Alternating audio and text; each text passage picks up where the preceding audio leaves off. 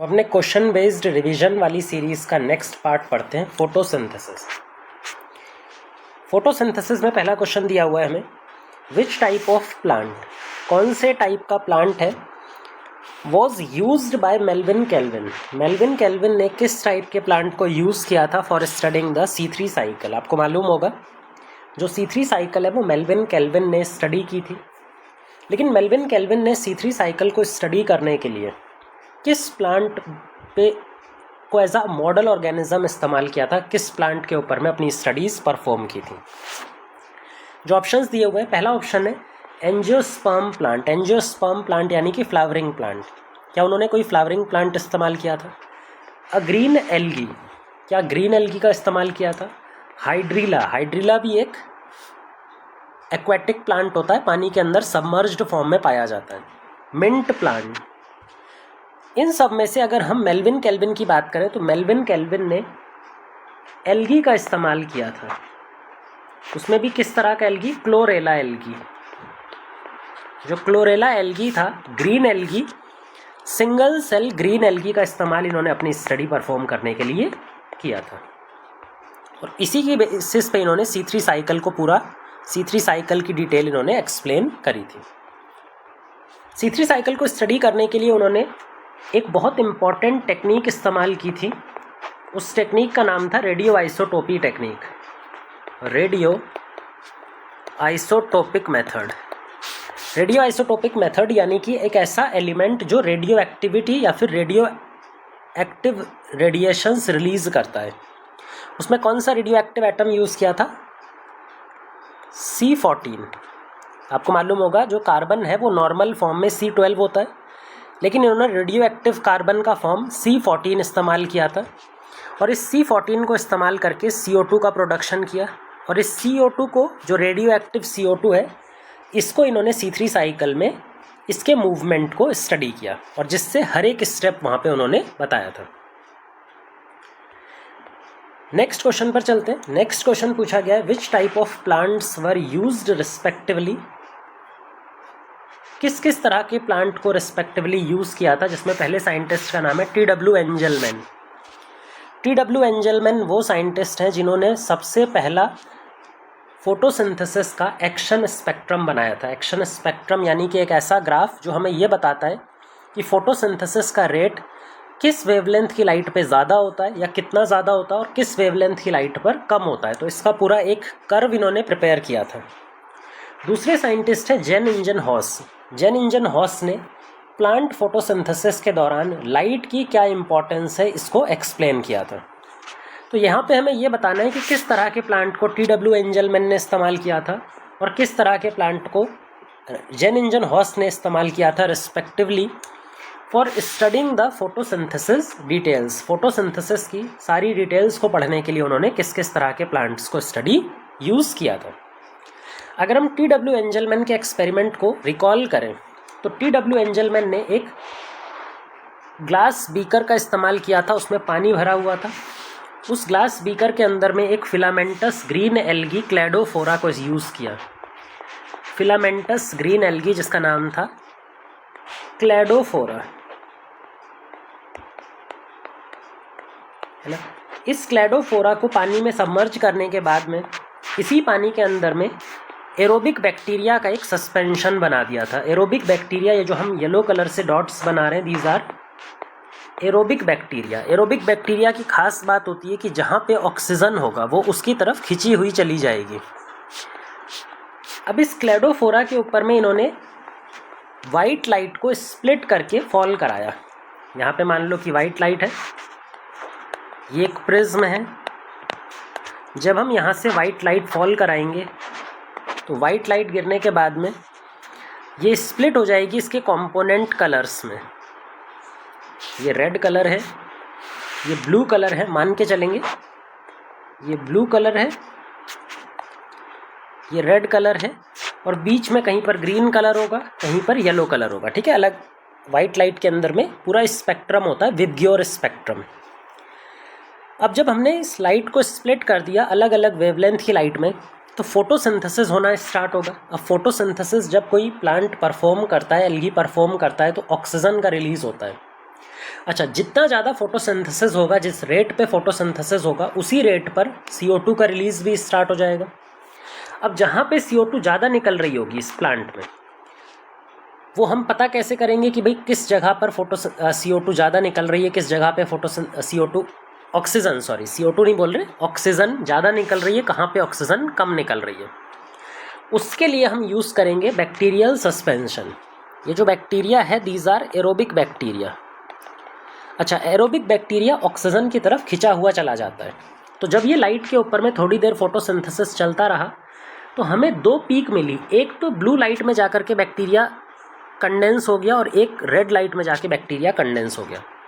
थोड़ा बहुत बैक्टीरिया बाकी जगहों पर भी दिखाई पड़ रहा था, लेकिन जो ज़्यादा बैक्टीरिया हमें दिखाई पड़ रहा था वो ब्लू रीजन में और रेड रीजन में दिखाई पड़ रहा था। इसका सिंपल सा मतलब है कि जो ब्लू कलर की लाइट है वहाँ पर फोटोसिंथेसिस का रेट ज़्यादा है कंपैरेटिवली, और जो रेड कलर की लाइट है वहाँ पर भी फोटोसिंथेसिस का रेट कंपैरेटिवली ज़्यादा है। बाकी जगहों पर फोटोसिंथेसिस हो रहा है लेकिन कंपैरेटिवली कम रेट से हो रहा है। इसी को बोलते हैं फोटोसिंथेसिस का एक्शन स्पेक्ट्रम। एक्शन स्पेक्ट्रम ये एक ग्राफ हमें मिलता है जहाँ पे वाई एक्सेस पे रेट ऑफ फोटोसिंथेसिस होता है, फोटोसिंथेसिस का रेट, और जो एक्स एक्सेस है वहाँ पे हम क्या लिखते हैं, वेवलेंथ, जिसमें ब्लू लाइट की वेवलेंथ होती है 400 नैनोमीटर, और हम बढ़ाते हुए जाएंगे रेड रीजन में जिसका वेवलेंथ हो जाएगा 700 नैनोमीटर। जब ये पीक हम बनाते हैं तो ये पीक कुछ इस तरह से दिखाई पड़ती है। ये थोड़ा ज़्यादा हो गया, ठीक है। ये फोटोसिंथेसिस का रेट अगर आप देखेंगे तो एक ब्लू रीजन और रेड रीजन में काफ़ी ज़्यादा पीक्स में दिखाई पड़ता है। इसी को बोलते हैं एक्शन स्पेक्ट्रम ऑफ फोटोसिंथेसिस। इसका मतलब TW एंजलमैन ने एक एक्वेटिक प्लांट या एक्वेटिक एल्गी का इस्तेमाल किया था। मतलब TW एंजलमैन ने क्या यूज़ किया था, एक्वेटिक प्लांट। तो ये वाला तो पहले सही हो सकता है या फिर ये वाला, ये दोनों तो वैसे ही गलत हो गए। अब हम बात करते हैं दूसरे साइंटिस्ट जेन इंजन हॉस ने। अच्छा, जेन इंजन हॉस ने जो एक्सपेरिमेंट परफॉर्म किया था to explain the importance of sunlight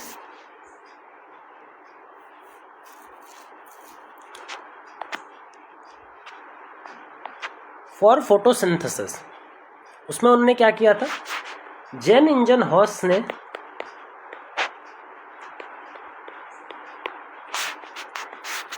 दो एक्सपेरिमेंट परफॉर्म किए। पहला तो इन्होंने बेल जार एक्सपेरिमेंट को रिपीट किया था। भाई जो बेल जार एक्सपेरिमेंट था प्रिस्टली का, उसको रिपीट किया था। उस बेल जार एक्सपेरिमेंट को उन्होंने कैसे रिपीट किया, उसको उन्होंने सेम सेटअप बना करके दो कंडीशन में रखा। एक तो लाइट के कंडीशन में रखा और दूसरी कंडीशन में जो उन्होंने उसको रखा दैट वाज डार्क रूम में। जो दूसरी कंडीशन में उनको रखा दैट वाज डार्क रूम।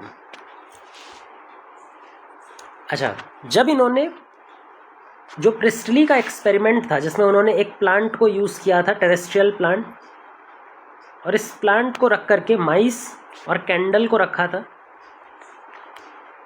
तो देखने को मिला कि भाई माइस जिंदा रहा और कैंडल जलती हुई दिखाई पड़ी। लेकिन जब ये एक्सपेरिमेंट इन्होंने डार्क में रख दिया तो भले से इस बीकर के अंदर में प्लांट प्लेस किया गया था, उसके बाद भी जो माइस था वो मर गया और जो कैंडल थी वो एक्सटिंग्विश हो गई। इसका मतलब जेन इंजन हॉस ने बताया कि फोटोसिंथेसिस को ऑपरेट करने के लिए लाइट की असेंशियल रिक्वायरमेंट है। बिना लाइट के फोटोसिंथेसिस परफॉर्म नहीं हो सकता। अच्छा, इस एक्सपेरिमेंट में इन्होंने टेरेस्ट्रियल प्लांट का इस्तेमाल किया था, लेकिन इन्होंने साथ में एक और एक्सपेरिमेंट किया था जिसमें इन्होंने एक एक्वेटिक प्लांट जो पानी में डूबा हुआ सबमर्ज्ड रहता है, पानी की सरफेस के नीचे रहता है, जिसको बोलते हैं हाइड्रीला।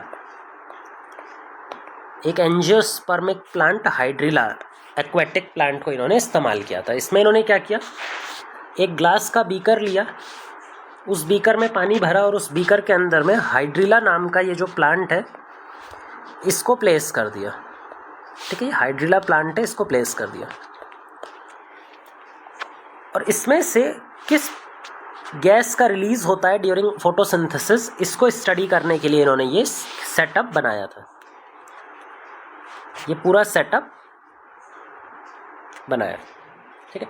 जब इस पर सनलाइट पड़ती है, मान लो इस पर सनलाइट पड़ी, तो सनलाइट पड़ने के बाद में ऑक्सीजन बबल प्रोड्यूस होंगे, वो ऑक्सीजन बबल आकर के यहाँ पे ट्रैप हो जाएंगे, है ना। सनलाइट पड़ने पर प्लांट का वही पार्ट ऑक्सीजन रिलीज करता है जो ग्रीन कलर का है। तो उनको ये दिखाई पड़ा कि जितने भी प्लांट के ग्रीन पार्ट्स थे, सिर्फ वहीं से फोटोसिंथेसिस हो रहा था, वहीं से गैस के बबल रिलीज हो रहे थे। बाकी जो नॉन ग्रीन पार्ट थे वहाँ से गैस के बबल रिलीज नहीं हो रहे थे, वहाँ पे फोटोसिंथेसिस नहीं हो रहा था। तो इससे हमें ये पता लगता है कि भाई जो ग्रीन कलर का पार्ट है, जो क्लोरोफिल पिगमेंट है, वो ज़रूरी है। दूसरी चीज़, ये जो गैस इन्होंने यहाँ पे ट्रैप की थी, इसको इन्होंने बताया केमिकल एनालिसिस के थ्रू उन्होंने प्रूफ किया कि प्लांट फोटोसिंथेसिस के दौरान ऑक्सीजन गैस को रिलीज़ करते हैं। तो ये पहली बार किसने प्रूफ किया था? जेनिंजन हॉस ने। तो जेनिंजन हॉस ने टेरेस्ट्रियल प्लांट को भी यूज़ किया था और एक्वेटिक प्लांट को भी यूज़ किया था। अब यहाँ पर अगर हम देखें तो दूसरा ऑप्शन है एक्वेटिक प्लांट, ये ऑप्शन सही है। टेरेस्ट्रियल प्लांट, ये ऑप्शन भी सही है। इन्होंने अपने दो एक्सपेरिमेंट में, अलग अलग एक्सपेरिमेंट में इसका भी इस्तेमाल किया था और इसका भी इस्तेमाल किया था। नेक्स्ट क्वेश्चन पर चलते हैं। Which among the given pigments has largest peak in the blue region? जो स्पेक्ट्रम है, जो वाइट लाइट अपने कंपोनेंट कलर्स में जब हम उसको स्प्लिट करते हैं, उसका स्पेक्ट्रम बनाते हैं, तो उस स्पेक्ट्रम में फोटोसिंथेसिस का रेट अलग अलग वेवलेंथ या फिर कलर में अलग रेट पर चल रहा होता है। उसमें से हमें ये बताना है, अच्छा एब्जॉर्प्शन की बात की गई है, मतलब अलग अलग वेवलेंथ को एब्जॉर्ब करने के लिए अलग अलग पिगमेंट्स डिफरेंट पीक्स दिखाते हैं।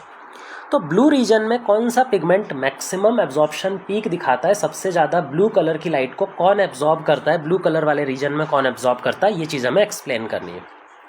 इसके लिए पहले एक एब्जॉर्प्शन स्पेक्ट्रम समझते हैं। देखो एब्जॉर्प्शन स्पेक्ट्रम होता है क्या? एब्जॉर्प्शन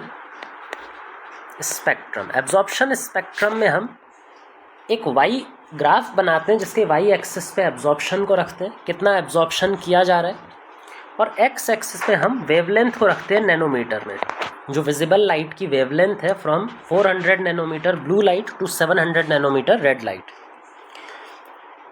अब अलग अलग पिगमेंट्स की डिफरेंट वेवलेंथ्स पे जो एब्जॉर्प्शन है उसको हम प्लॉट करते हैं और एक पूरा ग्राफ बना करके देते हैं।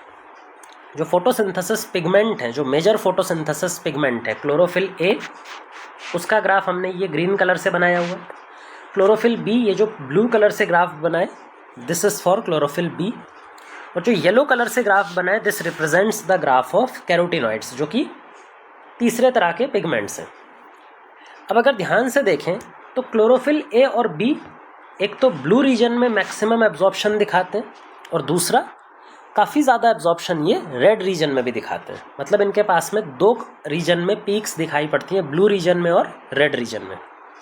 उसमें भी अगर हम ब्लू रीजन की बात करें तो ब्लू रीजन में जो ज़्यादा एब्जॉर्प्शन होता है वो क्लोरोफिल बी करता है कंपैरेटिवली टू क्लोरोफिल ए। वहीं पर अगर हम रेड रीजन की बात करें तो वहाँ पर क्लोरोफिल ए क्लोरोफिल बी से ज़्यादा एब्जॉर्ब करता है। ठीक है, अब इस पूरी पीक को देखने के बाद क्वेश्चन ने बोला है ब्लू रीजन में सिर्फ, तो ब्लू रीजन में आप देखिए ये वाले रीजन में जो ज़्यादा एब्जॉर्ब कर रहा है दैट इज क्लोरोफिल बी। तो मैक्सिमम कौन एब्जॉर्ब करता है? हमारा क्लोरोफिल बी। तो हम इसी को ऑप्शन मान करके टिक करते हैं। अब नेक्स्ट क्वेश्चन पर चलते हैं। Hydrogen from a suitable dash compound helps convert the CO2 to the glucose. जब CO2 ग्लूकोज में कन्वर्ट किया जाता है, यानी कि फोटोसिंथेसिस के डार्क रिएक्शन की हम बात कर रहे हैं, तो CO2 का रिडक्शन करना पड़ता है। भाई CO2 क्या हो रहा है? रिड्यूस हो रहा है। और रिड्यूस कब किया जाता है? जब इसमें कोई हाइड्रोजन डोनर होगा जो इसको हाइड्रोजन प्रोवाइड करे। अच्छा, ये हाइड्रोजन डोनर कौन हो सकता है? ये हाइड्रोजन डोनर वाटर हो सकता है ये H2S हो, है ना। एक जर्नल अगर एग्जाम्पल लिखें तो H2A लिख सकते हैं। ये जो H2A हमने जर्नल कंपाउंड लिखा है, ये क्या डोनेट करता है? हाइड्रोजन डोनेट करता है। हाइड्रोजन किसको डोनेट करता है? CO2 को डोनेट करता है। हाइड्रोजन डोनेट करने के बाद में इसका खुद का क्या होता है? ऑक्सीडेशन। मतलब या तो ये ऑक्सीजन बना देगा या फिर ये सल्फर कंपाउंड बना देगा। ये क्या हो गया? ऑक्सीडाइज खुद ये ऑक्सीडाइज हो गया, लेकिन CO2 को इसने क्या किया, रिड्यूस कर दिया, है ना। अब यहाँ पे पूछा गया है कि भाई CO2 को रिड्यूस करने के लिए हमें क्या चाहिए, एक ऐसा कंपाउंड जो खुद ऑक्सीडाइज हो सकता है, क्योंकि जब ये खुद ऑक्सीडाइज होगा तो ये किसकी तरह बिहेव करेगा, रिड्यूसिंग एजेंट की तरह। और रिड्यूसिंग एजेंट का काम होता है दूसरे को रिड्यूस करना और खुद ऑक्सीडाइज होना, है ना। तो यहाँ पे यही चीज़ हम यूज़ करेंगे, hydrogen from a suitable oxidisable compound. ये जो H2 है, A है, that is a oxidisable compound जिसका खुद का ऑक्सीडेशन हो सकता है, और जब उसका खुद का ऑक्सीडेशन होगा तो वो दूसरे का क्या करेगा, रिडक्शन करेगा। तो यहाँ पे आएगा हमारे पास में रिड्यूसिबल नहीं, ऑक्सीजन कंपाउंड बिल्कुल नहीं, ऑक्सीजन ज़रूरी नहीं है क्योंकि ऑक्सीजन कंपाउंड H2O है, लेकिन H2S देखो सल्फर कंपाउंड है तो ज़रूरी नहीं है। कार्बन कंपाउंड, कार्बन कंपाउंड की तो ज़रूरत ही नहीं है हमें, हाइड्रोजन कंपाउंड की ज़रूरत है। तो ऑप्शन है फोर्थ, ऑक्सीडाइजेबल कंपाउंड, इसका ऑक्सीडाइजेशन होना आना चाहिए। नेक्स्ट क्वेश्चन पर चलते हैं। Empirical equation for photosynthesis. बेटा एम्पेरिकल इक्वेशन का मतलब होता है सिंपल इक्वेशन जिसमें हम बेसिक रेशियोज को एक्सप्लेन करते हैं, हम पूरा उसको सिंपलेस्ट फॉर्म में जब एक्सप्रेस करते हैं, that is called as empirical equation. यहाँ पे अगर हम फोटोसिंथेसिस की एक एम्पेरिकल इक्वेशन लिखें तो एक एम्पेरिकल इक्वेशन में हमें क्या लिखना पड़ेगा, CO2 है ना, CO2 किसके साथ कंबाइन कर रहा है, CO2 कंबाइन कर रहा है वाटर के साथ में in the presence of sunlight या फिर लाइट। जो प्रोडक्ट बनता है वो फूड मॉलिक्यूल बनता है, मानी के कार्बोहाइड्रेट। कार्बोहाइड्रेट का जर्नल फॉर्मूला भी आपको पता होगा, CnH2ON, ये होता है। तो N की जगह हमने 1 रख दिया तो CH2O हमारे पास कार्बोहाइड्रेट का सबसे सिंपलेस्ट फॉर्मूला आ गया, और यहाँ पे बाय प्रोडक्ट की फॉर्म में ऑक्सीजन गैस रिलीज हो जाती है। तो ये एक सिंपल सी इक्वेशन है जो कि एम्पेरिकल इक्वेशन को रिप्रेजेंट कर रही है फोटोसिंथेसिस के लिए। नेक्स्ट क्वेश्चन पर चलते हैं, सिक्स्थ क्वेश्चन पर। सिक्स्थ क्वेश्चन में हमसे पूछा जा रहा है कि if a monochromatic light, monochromatic light का मतलब होता है सिंगल कलर की लाइट, मोनो का मतलब होता है सिंगल और क्रोमा का मतलब ही होता है कलर। अच्छा, जब सिंगल कलर की लाइट होगी ना तो सिंगल वेवलेंथ भी होगी। एक पर्टिकुलर कलर की लाइट की एक पर्टिकुलर वेवलेंथ नैनोमीटर रेंज होती है। कितना वेवलेंथ है इसका, 685 नैनोमीटर। इसका जो वेवलेंथ है दैट इज 685 नैनोमीटर। इस वेवलेंथ की लाइट अवेलेबल है, हमने उस प्लांट पर फॉल कराई। Then which of the following is not possible. ये थोड़ा सा ध्यान देना, हमने कुछ कंडीशंस दे रखी हैं, उस कंडीशंस में से कितने पॉसिबल नहीं है उस टाइम पर, ठीक है। समझते हैं इसमें। पहला है हमारे पास में केमिओस्मोसिस, दूसरा है फोटोफॉस्फोराइलेशन, तीसरा है हमारे पास में रिडक्शन ऑफ NADP पॉजिटिव, और फोर्थ ऑप्शन है बोथ A एंड D। ये सारी चीज़ें देखकर आपको इतना तो पता लग गया होगा कि ये सारी चीज़ें किससे रिलेटेड है, लाइट रिएक्शन से। और ओबियस सी चीज़ है, जब हम सनलाइट की बात करते हैं तो सनलाइट से डायरेक्टली कौन सी रिएक्शन एसोसिएटेड है, लाइट रिएक्शन, है ना। लाइट रिएक्शन के दौरान जब लाइट रिएक्शन ऑपरेट करती है तो हमारे पास में दो फोटो सिस्टम काम करते हैं। फोटो सिस्टम 2 जिसके पास में P680 नैनोमीटर प्रेजेंट है, और दूसरा हमारे पास में होता है फोटो सिस्टम 1 जिसके पास में रिएक्शन सेंटर P700 काम करता है। जब भी सनलाइट इसके ऊपर आकर के फॉल करती है और इसके ऊपर भी आकर के फॉल करती है, इलेक्ट्रॉन एक्साइट होता है, इलेक्ट्रॉन एक्साइट होकर के मूव करता है प्राइमरी एक्सेप्टर की तरफ। प्राइमरी एक्सेप्टर से होता हुआ वो इलेक्ट्रॉन ट्रांसपोर्ट चेन, और यहाँ से फिर फोटो सिस्टम 1 के रिएक्शन सेंटर P700 यहाँ से ऊपर जाता है। यहाँ पे भी प्राइमरी एक्सेप्टर जो कि फेरोडॉक्सिन को देता है, और फेरोडॉक्सिन FNR एंजाइम की मदद से इसको NADP पॉजिटिव को रिड्यूस कर देता है NADPH2 में, ठीक है। ये बेसिक सा एक फोटोफॉस्फोराइलेशन स्कीम या Z स्कीम हमने बना दिया। यहाँ पर जो दो तरह के फोटो सिस्टम है, फोटो सिस्टम 2 और फोटो सिस्टम 1, ये अलग अलग वेवलेंथ की लाइट को एब्जॉर्ब कर सकते हैं। इनका जो एब्जॉर्प्शन पीक है जहाँ पे ये फंक्शन करता है, फोटो सिस्टम 2 का फंक्शनिंग कहाँ पे होगा, जो इसका रिएक्शन सेंटर है वो कहाँ पे एब्जॉर्ब करता है 680 नैनोमीटर पे, जबकि अगर हम फोटो सिस्टम 1 की बात करें तो इसका रिएक्शन सेंटर कहाँ पे एब्जॉर्ब करता है 700 नैनोमीटर।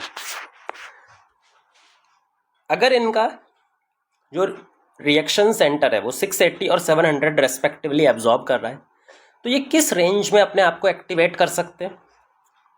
अच्छा, यहाँ पे बच्चे एक गलती करते हैं कि वो सोचते हैं फोटो सिस्टम 2 सिर्फ 680 पर ही एक्टिवेट होगा और फोटो सिस्टम 1 सिर्फ 700 पर ही एक्टिवेट होगा। पर वो एक चीज़ भूल जाते हैं कि फोटो सिस्टम में रिएक्शन सेंटर के अलावा भी कुछ होता है। रिएक्शन सेंटर क्लोरोफिल ए तो होता ही है। मान लो ये फोटो सिस्टम 2 की बात कर लेते हैं एग्जाम्पल के तौर पे, 680 पे ही एब्जॉर्ब करता है। पर अगर मान लो लाइट आ रही है 450 नैनोमीटर की, तो क्या यहाँ पे फोटो सिस्टम 2 एक्टिवेट नहीं होगा? बिल्कुल एक्टिवेट होगा। लेकिन ये जो 450 नैनोमीटर की लाइट है, इसको कौन एब्जॉर्ब करेगा? लाइट हार्वेस्टिंग कॉम्प्लेक्स का पिगमेंट, एंटीना कॉम्प्लेक्स का कोई पिगमेंट। इसने लाइट को एब्जॉर्ब किया। लाइट को एब्जॉर्ब करने के बाद में ये दूसरे मॉलिक्यूल को भेज देगा रेजोनेट करता हुआ। अच्छा, आपको मालूम होगा जब भी एनर्जी एक जगह से दूसरी जगह ट्रांसफ़र होती है या एब्जॉर्ब होती है तो कुछ एनर्जी का लॉस होता है। जब भी एनर्जी का लॉस होगा तो एनर्जी हर स्टेप के साथ डिक्रीज होती जाएगी। एक और चीज़ आपको पता होगी कि energy is inversely related to wavelength. तो जैसे जैसे एनर्जी कम होती जाएगी वेवलेंथ क्या होगी? बढ़ती जाएगी। मान लो इस 450 नैनोमीटर की लाइट को इसने एब्जॉर्ब किया, दूसरे पिगमेंट को भेजा, तो यहाँ पर जो लाइट ये बची ये 500 नैनोमीटर की हो गई। इसने तीसरे को भेजा, तीसरे को भेजते टाइम ये हो गई 630 की, और फाइनली 680 की लाइट इसने किसको भेजी? Reaction centre of photo system 2। तो क्या ये जो 450 नैनोमीटर की लाइट थी ये फोटो सिस्टम 2 को एक्टिवेट नहीं करेगी? बिल्कुल करेगी। फ़र्क सिर्फ इतना है कि इसका डायरेक्ट एब्जॉर्प्शन रिएक्शन सेंटर में ना होकर के किसी लाइट हार्वेस्टिंग कॉम्प्लेक्स के पिगमेंट में होगा, फिर वहाँ से रेजोनेट होती हुई, ट्रांसफ़र होती हुई वो एनर्जी को भेज देगा कहाँ पे? रिएक्शन सेंटर क्लोरोफिल ए की तरफ, वहाँ पे वो भेज देगा। पर क्या 680 नैनोमीटर से ज़्यादा की लाइट अगर आएगी तो क्या ये एक्टिवेट हो सकता है? नहीं। अगर 680 से ज़्यादा है तो क्लोरोफिल ए रिएक्शन सेंटर उसको एब्जॉर्ब ही नहीं कर पाएगा।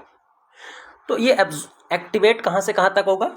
400 नैनोमीटर से लेकर के 680 तक। नहीं, ये नहीं सोचना है कि ये 680 पर ही एक्टिवेट होगा, नहीं, पूरा 400 से लेकर 680 तक। 400 या 500 वाली लाइट आएगी तो लाइट हार्वेस्टिंग कॉम्प्लेक्स के पिगमेंट उसको एब्जॉर्ब करेंगे और धीरे धीरे ट्रांसफ़र करके उसको रिएक्शन सेंटर तक पहुंचा देंगे। तो फोटो सिस्टम 2 कहाँ से कहाँ तक एक्टिवेट होता है? 400 टू 680। अच्छा, फोटो सिस्टम 1 कहाँ से एक्टिवेट होता है? 400 टू 700। सेम यही प्रिंसिपल आपको यहाँ पे लगाना है। ये बेसिक चीज़ें आपको समझ में आ गई होंगी। अब चलते हैं अपने क्वेश्चन पर। वो क्या बोल रहे हैं? If a monochromatic light of 685 nanometre, light कितने की अवेलेबल है? 685। अच्छा, 685 जो है वो 680 से तो बड़ा है और 700 से छोटा है। छोटी वेवलेंथ मतलब ज़्यादा एनर्जी, बड़ी वेवलेंथ मतलब कम एनर्जी। क्योंकि 685 680 से बड़ा है, इसका मतलब फोटो सिस्टम 2 तो यहाँ पे एक्टिवेट नहीं हो पाएगा, तो इसको तो काट ही दो। ये फोटो सिस्टम 2 तो यहाँ पे एक्टिवेट हो ही नहीं पाएगा। मतलब फोटो सिस्टम 2 से जितनी भी चीज़ें एसोसिएटेड थी वो सारी हमें यहाँ पे नहीं करके देनी। कौन सा फोटो सिस्टम एक्टिवेट होगा? सिर्फ और सिर्फ फोटो सिस्टम 1।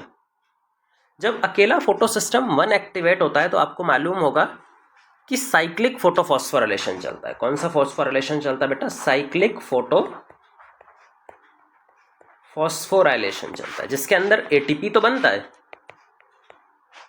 भाई, ग्रेडियंट बनता है, एटीपी बनता है, लेकिन electron final acceptor NADP positive के पास नहीं जाता, तो NADPH2 का फॉर्मेशन यहाँ पर नहीं हो रहा होता। ठीक है, तो अब हम चलते हैं अपने क्वेश्चन पर वापस। उसमें क्या ऑप्शंस दिए वो समझ में आ जाएगा। इन्होंने बोला है क्या यहाँ पे केमियोस्मोसिस होगा? भाई बिल्कुल केमियोस्मोसिस होगा।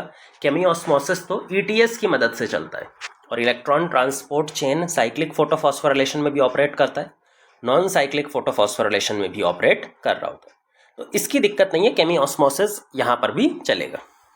दूसरा आता है फोटोफॉस्फोराइलेशन, फोटोफॉस्फोराइलेशन का मतलब ही है लाइट की प्रेजेंस में जब हम एडीपी से एटीपी बनाते हैं तो उसी प्रोसेस को बोलते हैं फोटोफॉस्फोराइलेशन। फोटोफॉस्फोराइलेशन भी देखो यहाँ पे हो रहा है, एडीपी से हम इनऑर्गेनिक फॉस्फेट को जोड़ रहे हैं और क्या बन रहा है, एटीपी, इसी को बोलते हैं फोटोफॉस्फोराइलेशन। तो फोटोफॉस्फोराइलेशन भी हो रहा है। नेक्स्ट क्वेश्चन, नेक्स्ट उस पर चलते हैं ऑप्शन पे, रिडक्शन ऑफ एनएडीपी पॉजिटिव।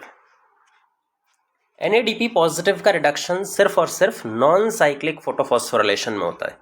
जब जो इलेक्ट्रॉन था जो ईटीएस के थ्रू मूव कर रहा था वो फाइनली किसी final electron acceptor NADP positive के पास जाता था, तब साइक्लिक फोटोफॉस्फोराइलेशन में देखो इलेक्ट्रॉन घूम के वापस आ जाता है, वो कहीं फाइनली जाता ही नहीं है। जब फाइनली इलेक्ट्रॉन कहीं जा ही नहीं रहा तो यहाँ पे एनएडीपी पॉजिटिव का रिडक्शन नहीं होगा, मतलब ये वाला नहीं होगा, ये दोनों तो होंगे।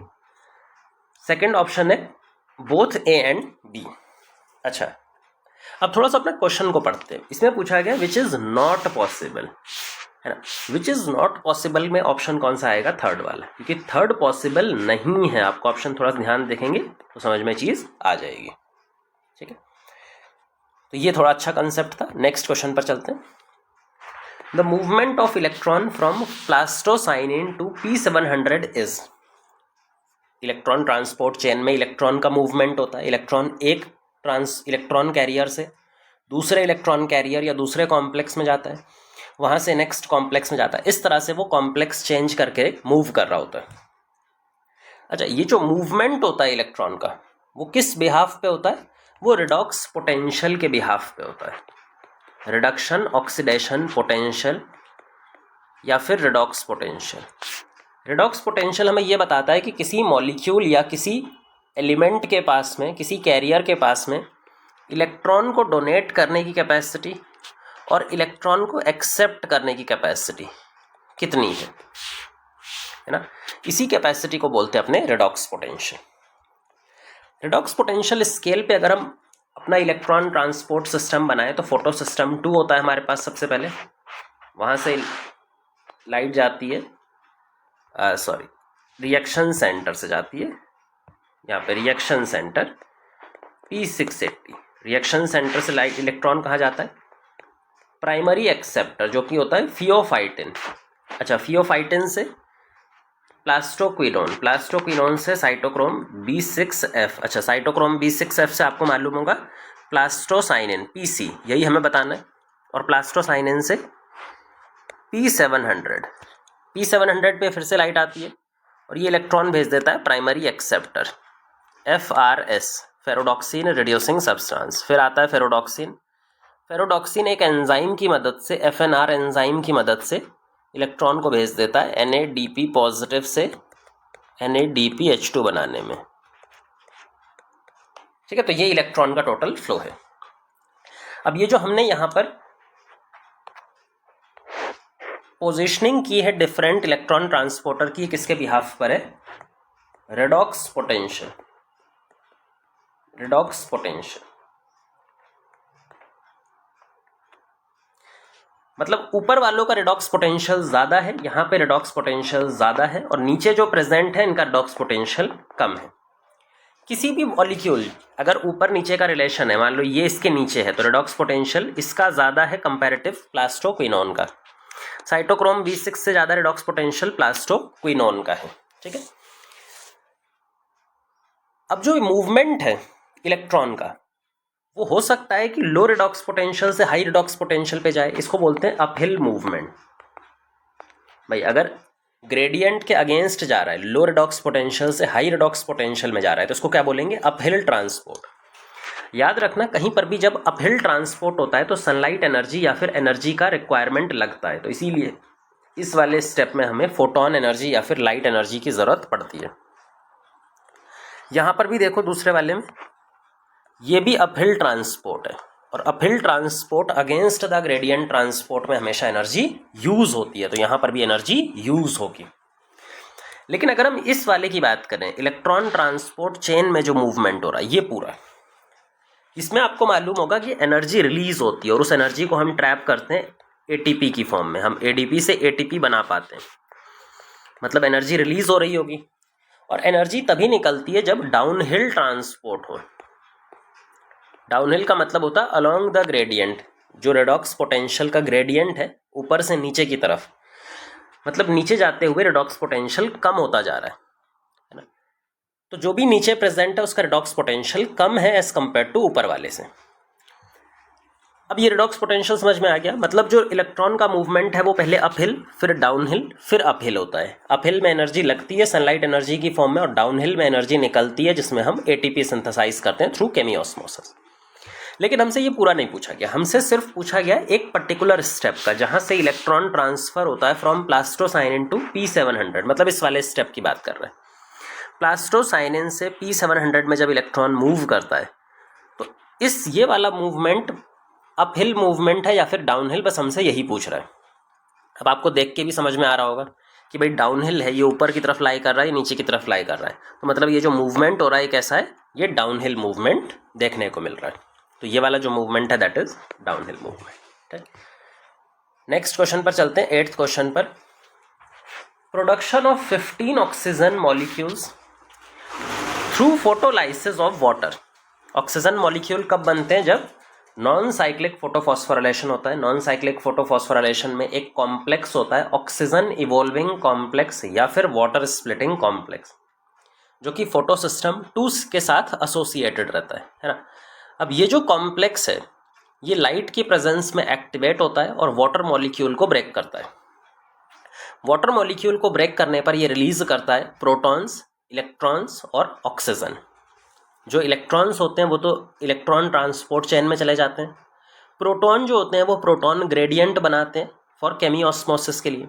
लेकिन जो ऑक्सीजन होता है वो बाहर की तरफ रिलीज होता है, वो गैस होता है, तो वो प्लांट बॉडी में कहीं पे स्टोर तो हो नहीं सकता, वो गैस की फॉर्म में बाहर रिलीज होता है as a by product of photosynthesis, जिसको हम ऑक्सीजन बोलते हैं। इसीलिए प्लांट फोटोसिंथेसिस के दौरान ऑक्सीजन रिलीज कर पाते हैं। यहाँ पे एक न्यूमेरिकल डेटा पूछा गया है, जिसमें इसने पूछा है कि अगर 15 ऑक्सीजन मॉलिक्यूल हमें रिलीज करने हो तो कितने NADPH2 का फॉर्मेशन यहाँ पर होने वाला है। बस हमें यही बताना है कि भाई अगर 15 ऑक्सीजन मॉलिक्यूल रिलीज हो रहे हैं तो कितने NADPH2 मॉलिक्यूल यहाँ पर बनने वाले। सिंपल सा इक्वेशन है, डायरेक्ट आएगा। एक लास्ट में डायरेक्ट वैल्यू भी बता देंगे, कन्वर्जन फैक्टर भी बता देंगे। पहले तो अभी हम एक बार लिख लेते हैं कि भाई होता कैसे। यहाँ पे है P680 एक्सेप्टर मॉलिक्यूल, एक्सेप्टर से जाता है साइटोक्रोम B6F, बिल्कुल रफ डायग्राम बना लेते हैं। P700 यहाँ से FRS और NADP पॉजिटिव कन्वर्ट हो जाता है पॉजिटिव। इसको कन्वर्ट करना है हमें,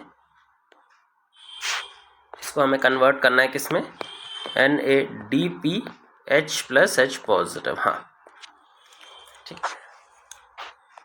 ऑक्सीजन इवोल्विंग कॉम्प्लेक्स जो जुड़ा हुआ रहता है वो फोटो सिस्टम 2 के साथ में यहाँ पे जुड़ा हुआ रहता है। लाइट पड़ने पे एक्टिवेट होता है और ये किसको कन्वर्ट करता है, वाटर को ब्रेक करता है। वाटर को, एक मॉलिक्यूल जब वाटर का ब्रेक होता है तो क्या प्रोड्यूस करता है, 2 प्रोटॉन प्रोड्यूस करता है। 2 प्रोटॉन प्रोड्यूस कर रहा है तो 2 ही इलेक्ट्रॉन प्रोड्यूस करेगा, plus half molecule of oxygen. Balance करके देखेंगे तो हाफ मॉलिक्यूल ऑक्सीजन ही बनता है।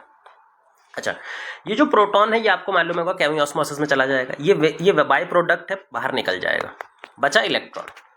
इलेक्ट्रॉन जो होता है वो मूव करता है, और कहाँ मूव करता है, पूरा इलेक्ट्रॉन ट्रांसपोर्ट चेन से मूव करता हुआ जाता है और किसके पास पहुंचता है फाइनली, NADP पॉजिटिव के पास। NADP पॉजिटिव 2 इलेक्ट्रॉन लेता है, यहाँ से 2 इलेक्ट्रॉन ले लेगा और साथ में 2 प्रोटॉन ले लेता है स्ट्रोमा से। 2 इलेक्ट्रॉन यहाँ से ले लेगा, 2 प्रोटॉन स्ट्रोमा से ले लेगा और किसमें कन्वर्ट हो जाएगा, एक मॉलिक्यूल ऑफ NADP पॉजिटिव में।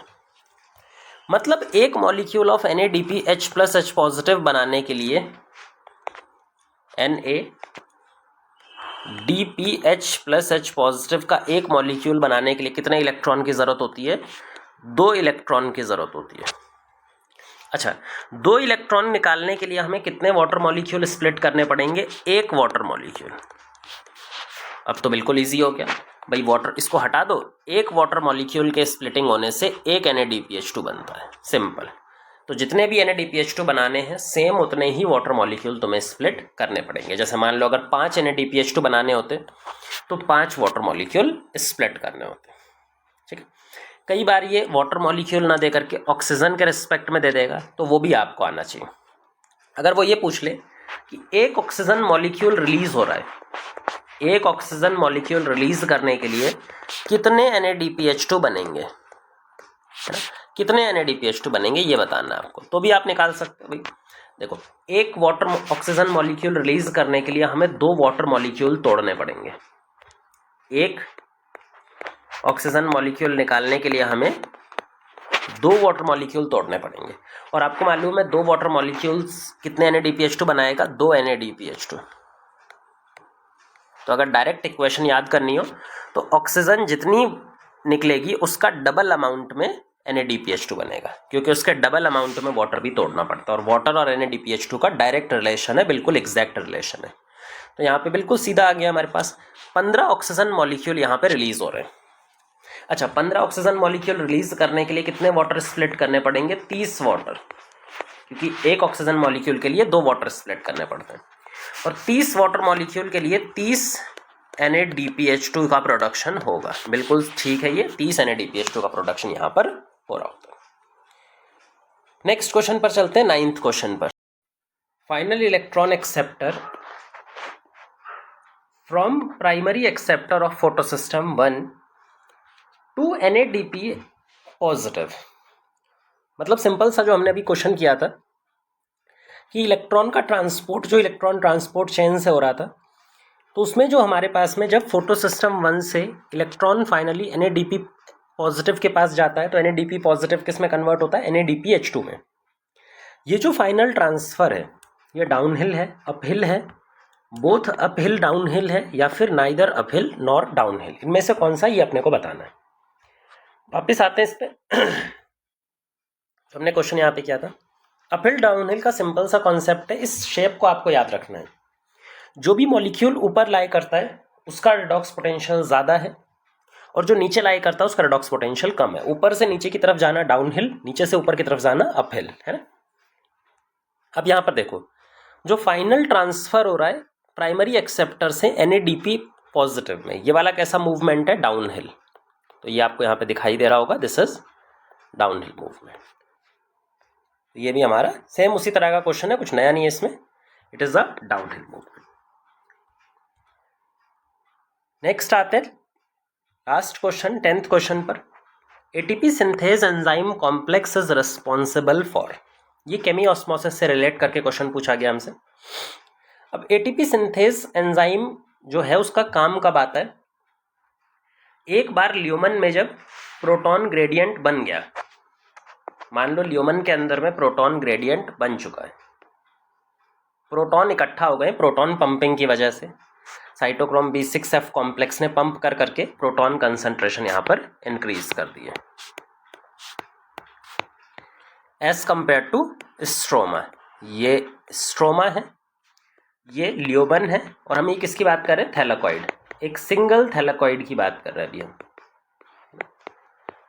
क्योंकि प्रोटॉन की कंसंट्रेशन अंदर ज़्यादा है। आपको मालूम होगा प्रोटॉन की जहाँ पर कंसंट्रेशन ज़्यादा होती है उसका pH क्या होता है, कम होता है ना। pH इनवर्सली रिलेटेड होता है टू प्रोटॉन कंसंट्रेशन, जितनी ज़्यादा प्रोटॉन कंसंट्रेशन उतना कम pH। एक बार प्रोटॉन ग्रेडियंट प्रॉपर बन चुका है, अब इस प्रोटॉन ग्रेडियंट को तोड़ना है भाई, क्योंकि प्रोटॉन ग्रेडियंट को तोड़ने पर ही एनर्जी मिलेगी। एनर्जी कब मिलती है, जब हम प्रोटॉन ग्रेडियंट को ब्रेक करते हैं। इस प्रोटॉन ग्रेडियंट को ब्रेक करने के लिए एक कॉम्प्लेक्स होता है ATP सिंथेज कॉम्प्लेक्स। इस ATP सिंथेज कॉम्प्लेक्स के 2 कंपोनेंट्स होते हैं, एक CF नॉड और एक CF1। ये जो CF नॉड है that is a transmembrane part, transmembrane part. Transmembrane मतलब ये मेम्ब्रेन के एक तरफ से दूसरे आर पार है। तो ये प्रोटॉन्स को ल्यूमन के अंदर से स्ट्रोमा की साइड भेजने का काम करता है, कुछ इस तरह से। प्रोटॉन्स को ल्यूमन से कहाँ भेजता है, स्ट्रोमा साइड में ट्रांसफर करवाता है। जब इस ट्रांस मेम्ब्रेन कंपोनेंट से CF नॉड से प्रोटॉन का मूवमेंट होता है तब एनर्जी रिलीज होती है, जिससे जो CF1 पार्ट है, कंपोनेंट है, इसका कॉन्फ़िगरेशन, इसका कन्फर्मेशन चेंज होता है और इसका कन्फर्मेशन चेंज होने की वजह से एटीपी सिंथेसिस देखने को मिलता है। इसका कन्फर्मेशन चेंज होने से एटीपी सिंथेसिस देखने को हमें मिल रहा होता है। तो एडीपी से क्या बनता है? एटीपी। हमें एटीपी से मतलब नहीं, अभी हमारा सिंपल सा फोकस है पीएच पर। जब ये एटीपी सिंथेस कॉम्प्लेक्स वर्क करता है तो ल्यूमन का प्रोटॉन कहाँ पे जा रहा है? ल्यूमन का प्रोटॉन निकल करके स्ट्रोमा में जा रहा है।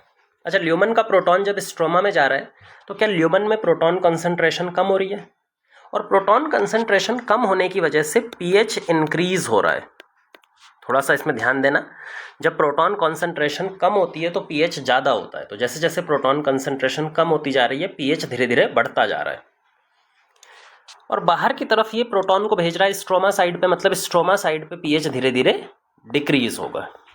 ये आपको ध्यान रखना है क्योंकि प्रोटॉन कंसंट्रेशन अब स्ट्रोमा साइड पे बढ़ रही है और प्रोटॉन जहाँ पे बढ़ता है वहाँ पे पीएच घटता है। ऑप्शन देखते हैं अपने। एटीपी सिंथेज कॉम्प्लेक्स की वजह से जब वो एक्टिव होता है तो उसकी वजह से increase in pH of stroma. क्या पीएच ऑफ स्ट्रोमा इंक्रीज हो रहा है? नहीं, पीएच ऑफ स्ट्रोमा तो डिक्रीज हो रहा है, मतलब ये तो गलत है। दूसरा, increase in pH of lumen. हाँ, जैसे जैसे प्रोटॉन कंसंट्रेशन बाहर जाएगी प्रोटॉन कंसंट्रेशन ल्यूमन में कम होगी और प्रोटॉन कंसंट्रेशन जब ल्यूमन में कम होगी तो उसका पीएच अपने आप इंक्रीज होगा। तो ल्यूमन के अंदर में जो पीएच है वो इंक्रीज हो रहा है, ये बात सही है। Decrease in the pH of lumen, ये तो उल्टा हो गया, ये तो बिल्कुल ही गलत है वैसे भी। Decrease pH of lumen and stroma, दोनों का पीएच कैसे डिक्रीज करेगा? वो प्रोटॉन को बाहर भेज रहा है तो एक तरफ कम करेगा एक तरफ ज़्यादा करेगा, तो ये भी गलत है। तो ये हमारे पास में काफ़ी ठीक क्वेश्चन था, इससे भी हमें पीएच के बारे में इंफॉर्मेशन मिलती है केमियोस्मोसिस से। अच्छा, अगर यहीं पे आपको साइटोक्रोम B6F कॉम्प्लेक्स की बात की होती, आपको मालूम होगा साइटो क्रोम B6F एक प्रोटॉन पंप की तरह काम करता है जो स्ट्रोमा से पकड़ पकड़ के प्रोटॉन को कहाँ पंप कर देता है? एक्टिवली अंदर की तरफ। इसका मतलब ये अंदर के पीएच को कम करता है और बाहर के पीएच को बढ़ाता है।